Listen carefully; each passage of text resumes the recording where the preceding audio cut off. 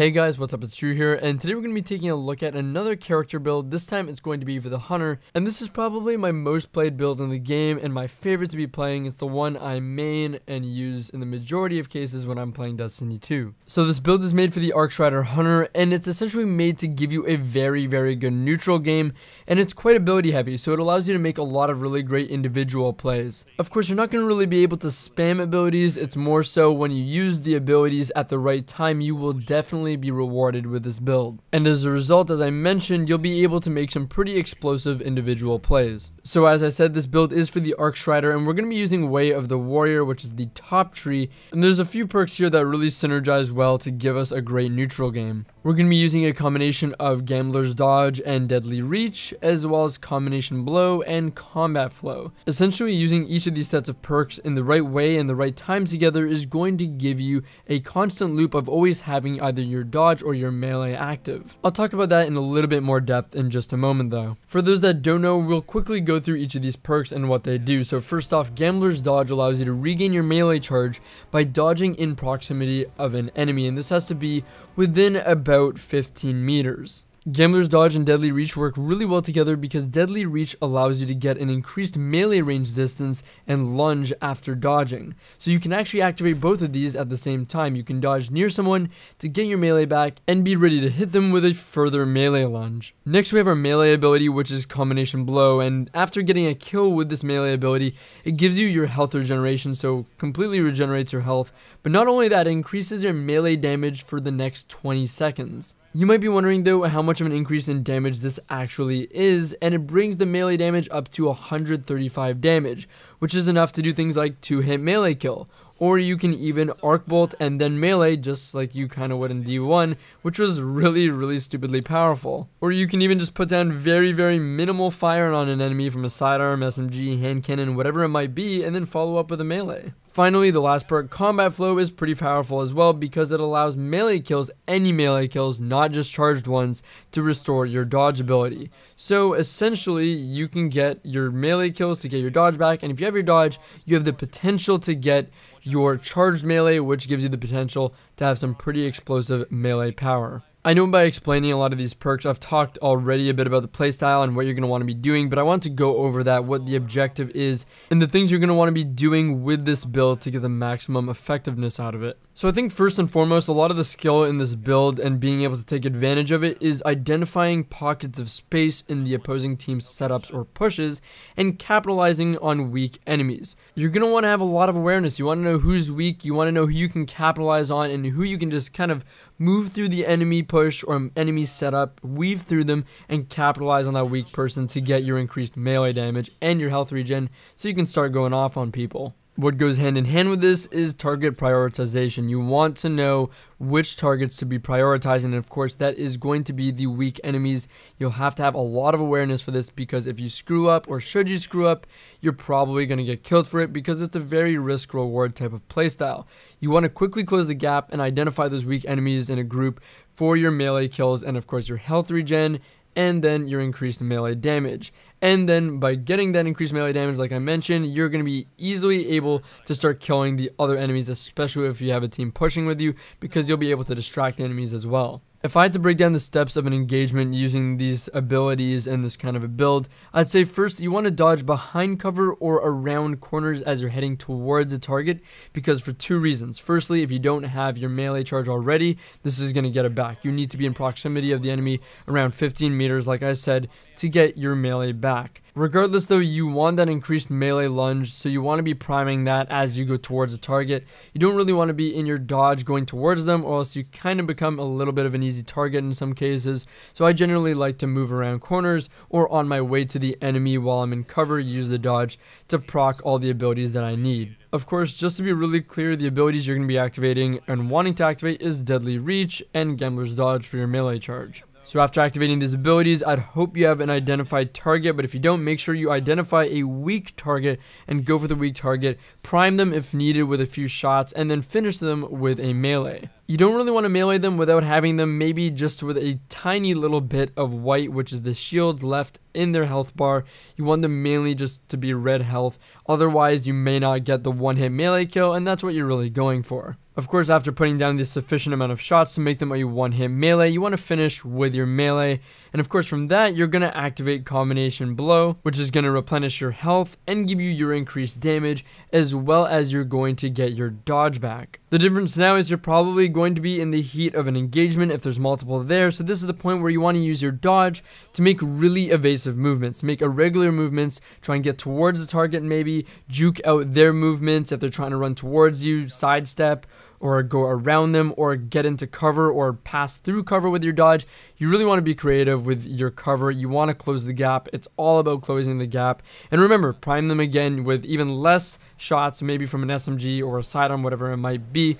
With the increased melee damage, you won't have to prime them with shots nearly as much. You can literally one-hit melee them at a little lower, under half health. So if you see their white bar, their shield bar, a little under half, you should be able to one-hit melee them. You can, of course, go for the 2-hit melee, which given the scenario can be a good idea. I mean, you will win the melee fight, but in a scenario where there's going to be multiple people around you, you might want to just go for the 1-hit melee. Otherwise, they can maybe team melee you, get some extra shots, and then even up the melee fight.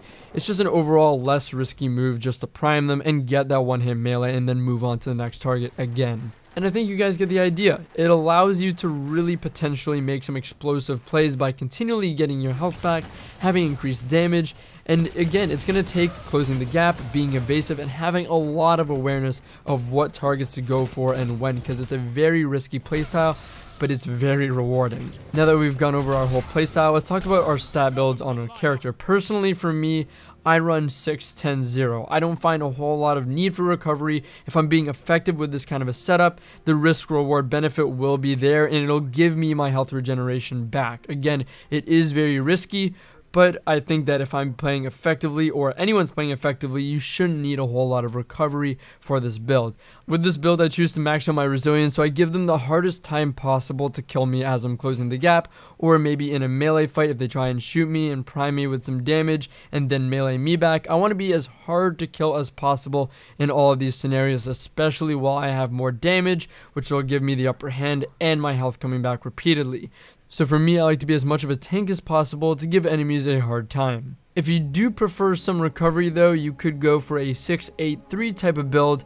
8 resilience still covers a lot of the same things that 10 does. There are some few key differences that makes 10 advantageous, but 8 is still quite sufficient, especially if you're playing on console. So 8 resilience, and you can get 3 recovery out of that as well, so the 6-8-3 combo is also pretty good. You can also go 7-8-2 if you want a little bit more agility as well. Now the reason why I don't have my agility maxed out is because we're about to talk about our weapons and armor that we're going to want to be using with this, and lightweight weapons are definitely part of that equation. Lightweight weapons are going to help us max out our mobility without having to put too much into it, so we can focus on resilience a little bit more and a tidbit of recovery if you're worried about that. So as I said, let's move on to the weapons and armor you're going to want to be using. For me, I think the best combo to be using with this, but of course you're not limited to, is the Mida combo. The Mida combo gives you a pretty good boost to speed, which also affects your sprint speed, which is really nice. On top of that, you're going to get some pretty great strafe speed, and with 6 mobility combined with the Mida combo, gives you what is the equivalent of 10 mobility, which gives us in our build potentially a 10-10-0 type build, or again 10-8-3 type build. Mida is just an overall great long-range, mid-range, reliable weapon, but having the SMG there also really helps, because you're going to be able to be really evasive with that speed boost, prime them with shots, and easily follow up with a melee, especially when you have the increased damage. As I mentioned though, you don't have to stick with Mida. Lightweight weapons in general will boost your mobility. It won't go from 6 to 10, but I believe it's worth the equivalent of 2 points. Correct me if I'm wrong, don't quote me on that.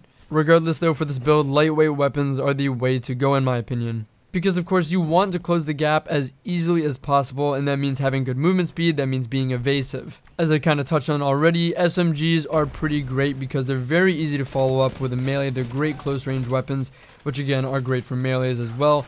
The Antiope is of course a very well known SMG that's great. Stochastic variable is incredibly consistent, and Soul Pariah is also really good. quite forgiving, 900 RPM. It's got Grave Robber, which also pairs really nicely with the melee, so you can just keep shooting and meleeing, so you won't have to reload as much. But either way, all of these weapons have great range, great consistency, and are good weapons to choose from. Sidearms are also incredibly powerful. You're going to be a little more limited on the range, but you're going to have some pretty great lethality, because 2 bursts of a sidearm and a melee will kill with a normal melee, which means 1 burst of a sidearm, so long as you get a headshot, I believe. I know this is true with the Traveler's Judgment because it does have Headseeker. If you get that burst with at least 1 headshot, that means you can 1 melee them with your increased damage, which is incredibly powerful. Traveler's Judgment or Last Hope are both incredible options for this. Lastly, hand cannons are not a bad option either. They're going to take a little bit more precision, which makes them not as compelling as the other options or as easy to use. But especially if you're playing on PC and there's a lot of hand cannons anyways, 1 shot of a hand cannon to the head and body will result in an easy melee kill. And if you're using a high impact hand cannon or old fashioned with kill clip, you can 1 shot to the head and melee with the increased damage to get a kill, which is very powerful. Finally, we're going to go over the armor that I like to use. First and foremost, I think Gemini Jesters are the best exotic armor to be using with this setup. Reason being is because my only gripe with the Gemini Jesters is that the duration is very short. It's a very short window of time that you get to flank.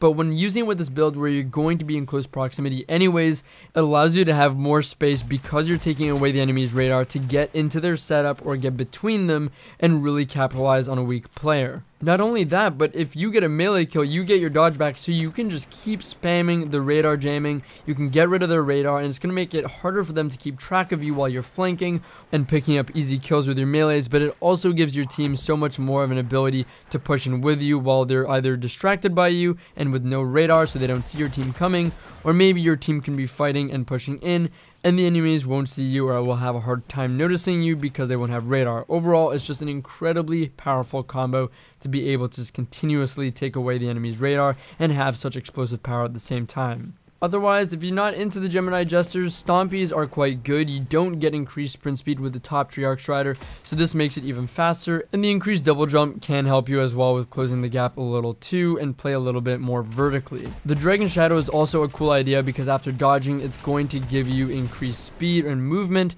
but the problem is it doesn't stack with Mida, so if you're using lightweight or Mida, that kind of takes the spot of that, and it's always active, so that's my only problem with that. If you're looking for a little bit more of a team-based dynamic for your hunter on this build, Aeon Swift is definitely great for that because you're going to be repeatedly dodging, and every time you dodge near your teammates, if you're pushing with them and pulling off these combos, they're going to be able to replenish their dodge, their Titan Barricade, or even their grenades on Warlock, which on the Warlock could amount to more Devours for a Voidlock as well, or just more aggressive play on any other class.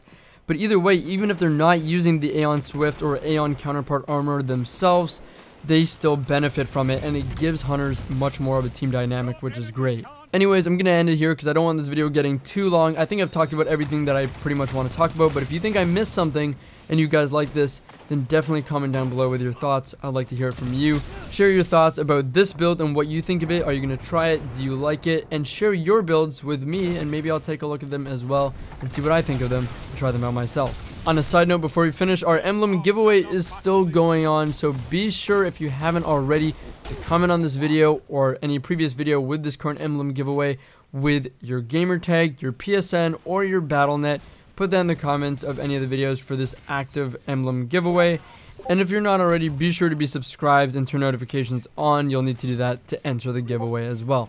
Anyways, guys, hope you guys enjoyed the video. I really love this build, like I said, so I hope you guys do too if you end up trying it out. As always, though, it's been Drew here today. Thank you so much for watching, and I'll catch you guys later.